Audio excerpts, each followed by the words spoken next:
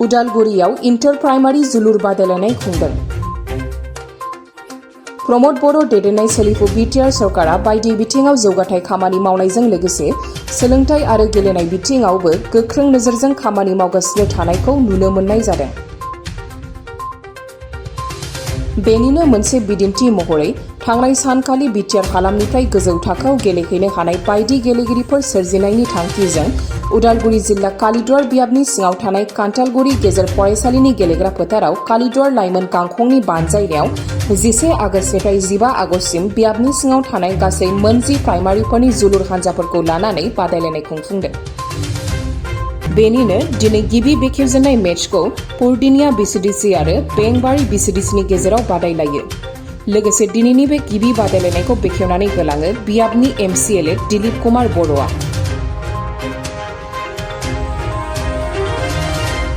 दिनै जोंहा बिटिआर हालामाव जोंहा बिटिआर जोंहा इउपिपिएल हान्जा जोंहा मेरु आफादनिफ्राय जोंहा गासैबो माने ब्लक कमिटियाव मोनसे बे जोलुर बादायनाय हाबाफारिखौ लानाय जादों। बेबायदिनो जोंबो दिनै कालिंदुवार बिहाबाव बा जोंनि कालिंदुवार ब्लकआव दिनै गासैबो जोंहा 10टा भिसिडिसि दङ।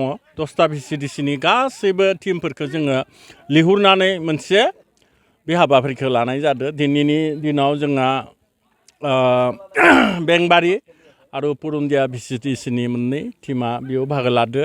आरो जोंनि थांखियानो जाहैबाय दिनै जोङो गासैबो बिथिङाव जेरै जोंहा फुटबलानो जाबाय, भलिबलानो जाबाय, क्रिकेटानो जाबाय, गासैबो बिथिङाव बिटिआर ओनसोलाव जोङो मोनसे गोख्रों जोंनि बे गेलेनाय हाबाफारियावबो जाहाथे गथ'फोरखौ जोङो मोजां राफोद खालामनो नागिरदो, खाबु होनो नागिरदो।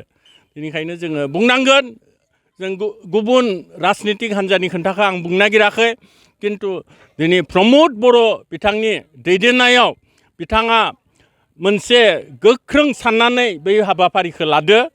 आरो जोंनि बे हाबाफारिया जोंनि बिटिआर ओनसोलनि गासैबो गेलेगिरि बिथांमोनखौ मोनसे थासारियाव लाबोनानै जाहाथे जोङो जोंनि बै फुटबलानो जा भलिबलानो जा जाहाथे जोङो सानसे समाव मोनसे अलिम्पिकआवबो जोंनि ओनसोलनिफ्राय बाहागो लानानै जोंनि बिटिआरनिबो मोनसे सिनायथि होनो नागिरदों। बेनिखायनो जोङो दिनै जोंनि सरकार फैनायनि उनाव बेफोर हाबाफारिखौ जोङो गोख्रोङै लानाय जादों। बे समावहाय खोन्थाया बेबायदि दिनै जोंनि सरकार फैनाया बारा गोबाव जायाखै। जोङो नंगौ जोंनि बे कालिंदुवार बिहाबावबो गोबां बेबायदि गेलेनाय फोथार दोङो, नाथाय जों फोसाबनो हायाखै। दिनै आं बेखौनो दहायबो बुंदो जोंहा सरकार फैनाया बारा गोबाव जायाखै, 1.5 बोसोर जादों।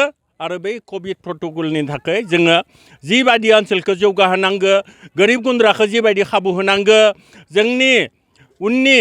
जोंनि गथ' गथायखौ जिबायदि मोनसे संस्थापन होनांगौ जों होनो हायाखै। नाथाय जोङो दिनै मोनसे बे थासारिया मोजां जानायनि उनाव जोङो गोख्रोङै खामानि मावदो। आरो जोंनि सरकारनि दिनाव दिनै बिटिआर ओनसोलखौ जोङो आरो जोंनि बिटिआर गोरोबथाखौ जोङो मोनसे गोख्रोङै महर होनो हागोन। आरो जोंनि ओनसोलखौबो जोङो बेबायदिनो जों गासैबो बिथिङाव जोङो बयखौबो मोनसे खाबु होनो हागोन। आरो जोंहा बै नोंथाङा सोंनाय बै कुइसना जाहैबाय जोङो दा बेबायदिनो जोंहा मोनसे एस्टिमेटफोरखौ जों बानायनाय जादों। जोंनि बिहाबावबो मोनसे देग्लाव जोङो अलरेडि आं लिस्ट आउट खालायबाय, आं दिनै फोसावा मोनसे गोख्रों मोनसे स्टेडियाम जों बानायनो थांगासिनो दङ।